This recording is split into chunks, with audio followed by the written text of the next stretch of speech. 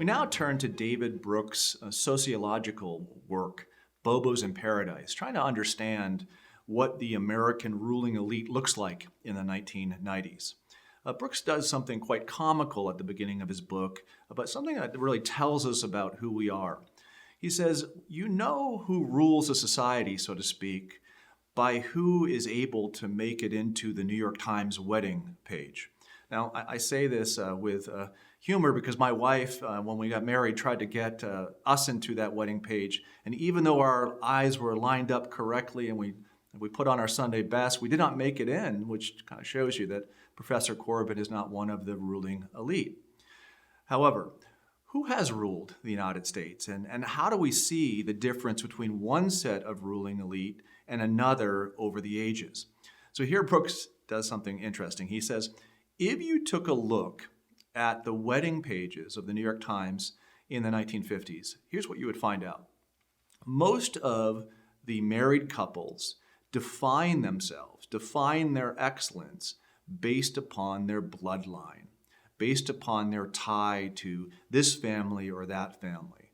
So in the 1950s, we see, right, that this WASP, this white Anglo-Saxon Protestant directive defines the 1950s elite. Something changes, however, in the late 1950s and early 1960s. It's very, very important.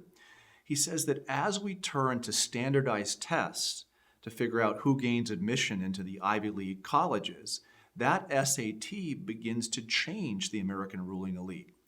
Those who score better on the SAT and gain entry into Harvard, Yale, Princeton, and other universities will then take over the institutions in the country. So you go from a more aristocratic elite to a meritocratic elite based upon test scores until you get to the late 1960s and early 1970s, this period of revolution and rebellion. Well, we find out, Brooks says, that these wedding pages in the 1960s became much shorter, much more abridged, because the ruling elite did not want to be identified as such in this time period. So you wouldn't put your name in to get in the New York Times, because if you were doing so, that would be being considered bourgeois. So instead of being bourgeois, the elite at this time moved towards a more bohemian outlook upon the world.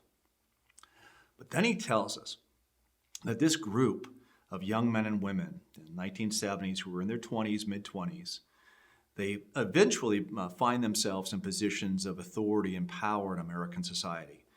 They eventually find themselves with larger and larger bank accounts. So they hold on to the bohemian values of the 1960s, but we have a mix between a bohemian value system and a bourgeois bank account, what he calls the Bobo. Now, the Bobo is the individual who rules American society in the 1980s and 90s. And what does a Bobo look like? Well, a Bobo is someone who will go out and buy a luxurious car, but make sure that that luxurious car is environmentally sound, right? So you have the desire to want to own something that is excellent, but you want to make sure that while you're doing well, you're doing good by others. He says that the wedding pages of today deal with kind of mixtures of these two types of people. What he calls, on one hand, kind of the more nurturing spouse, and then the predatorial spouse.